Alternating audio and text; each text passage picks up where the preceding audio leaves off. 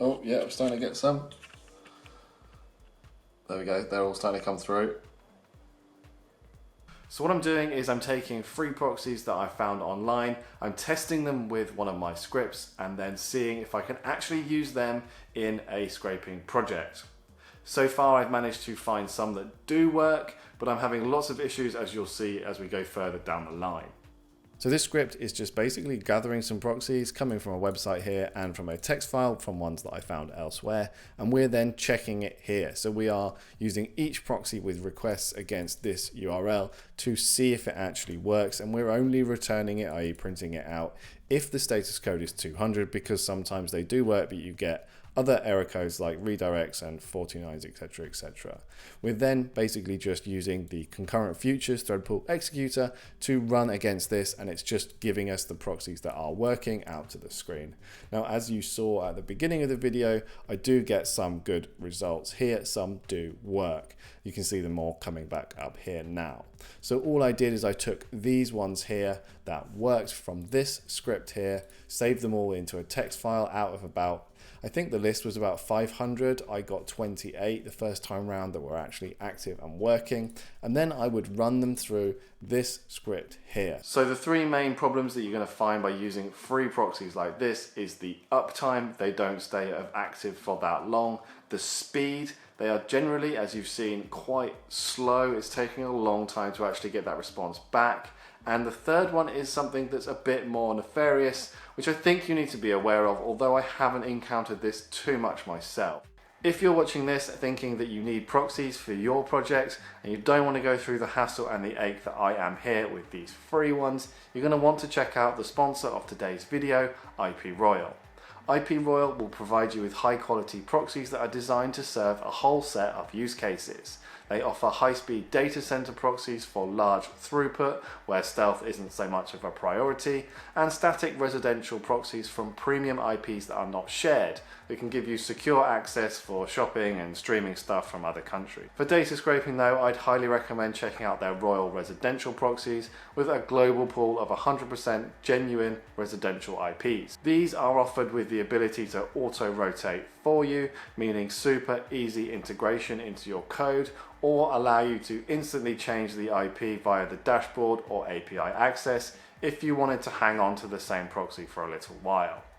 There's unlimited concurrent sessions too, which means you can go mad with async requests. This is the best way to avoid bans and start scraping at scale, which is one of the hardest parts of the process.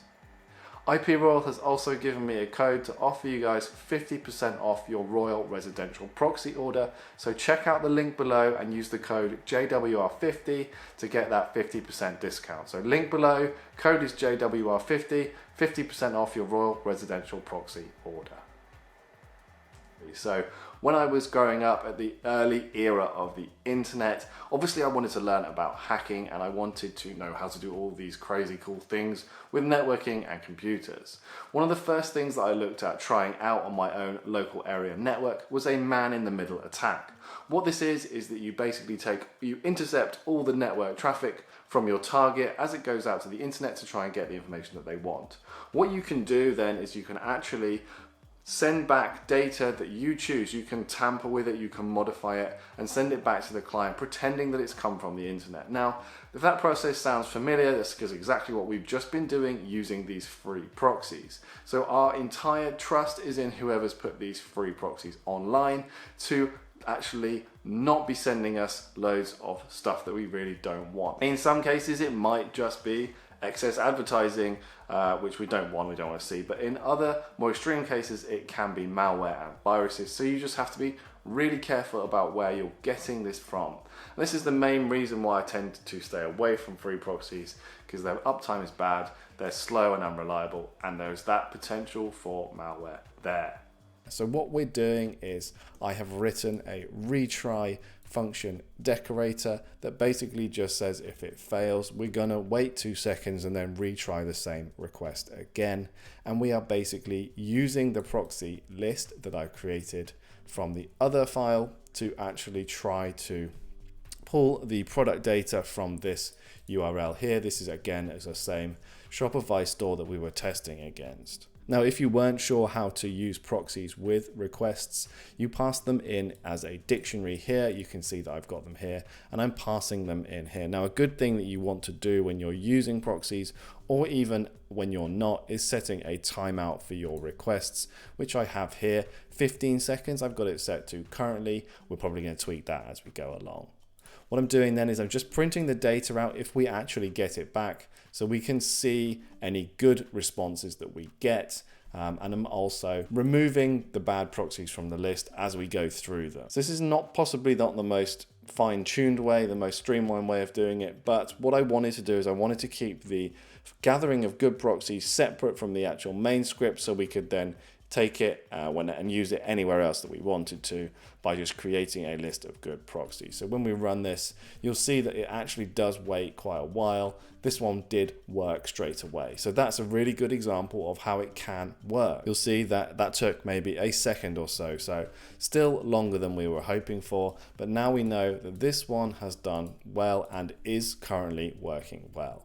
So we're basically having to filter down each time to try and get to ones that are going to be useful. And I can guarantee you that if I was to come back to this, even in as long as an hour or so, this one may not be the one that is working. So let's make the timeout lower. Let's put it down to 2 seconds and then run this again.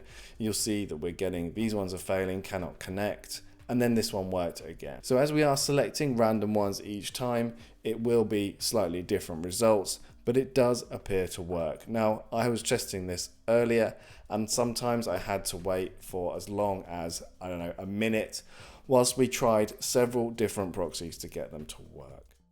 So if I wanted to build upon this, what I would do is when I get to this point and I get one that works, I would store that proxy and then use it for the rest of my requests. Now that's all well and good, but what we want to do when we're actually trying to scrape vast amounts of data is we need to rotate through the proxies so we can actually not be IP banned so quickly or whatever. Now this doesn't really lend itself particularly well to that because we need to test the proxies first. Even though these ones showed as good to start with, they are now slowly starting to fail. So where do we go from here? Well, I think it's clear and obvious that you can make free proxies work, although the effort and the time lost and the unreliability, in my opinion, is just not worth it. If you've enjoyed this video, I think you're going to like either of these ones here, where I talk about more in-depth web scraping practices.